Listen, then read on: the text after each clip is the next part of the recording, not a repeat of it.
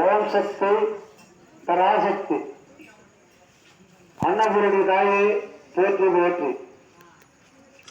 இன்றைக்கு நவராத்திரியின் 7ஆம் நாள் நிகழ்ச்சியாக வடக்கு மாடவீடு அமர்ந்திருக்கும் கங்கையம்மன் ஆலயத்தில் அன்னபூரணி அலங்காரத்தில் அம்பாள் காட்சி அளித்துக் கொண்டிருக்கிறார். இன்றைய தினம் சீரோடும் சிறப்போடும் நாளுக்கு நாள் வெகு விமர்சையாகவும்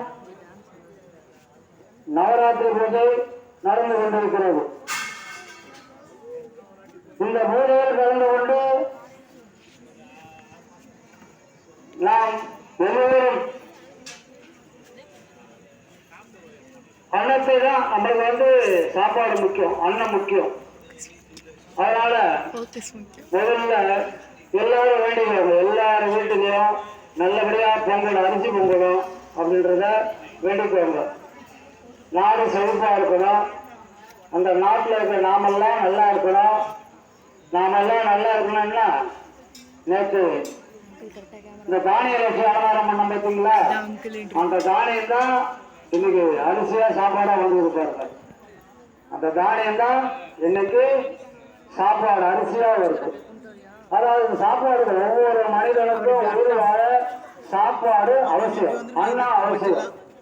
அதனாலதான் நம்ம முன்னோர் அண்ணன் பூரணி அப்படின்ட்டு ஒரு பேரை வச்சு அந்த அன்னத்துக்கும் அம்பாளுக்கும் ஒரு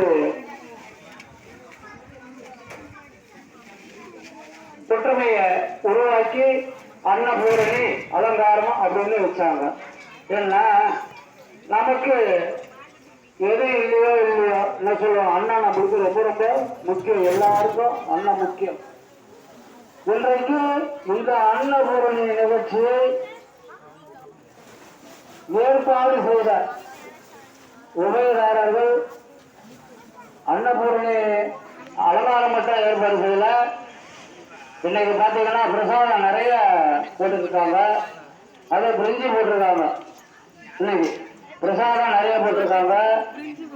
லைட்டு பாருங்க, போக்கஸ் லைட் எல்லாம் போட்டாரு அவர் உபயம், சீரியல் லைட்டு போட்டாரு அவர் உபயம். இது போல ஒவ்வொருத்தரும் ஒரு உபயம் இன்னும் நாளுக்கு நாள் நல்லா இருக்கும். மனசு வேணும், சரிங்களா? அதனால இன்றைய தினம் அன்னபூரணி அலங்காரத்திற்கு உபயம் செய்த மனோகர், பவானி, அசோக்குமார்,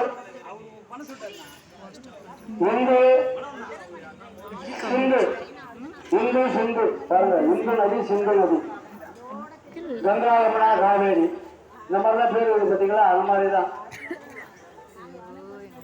ஆகவே குடும்பம் சீரோடும் சிறப்போடும் இந்த நிகழ்ச்சியில் கலந்து கொண்ட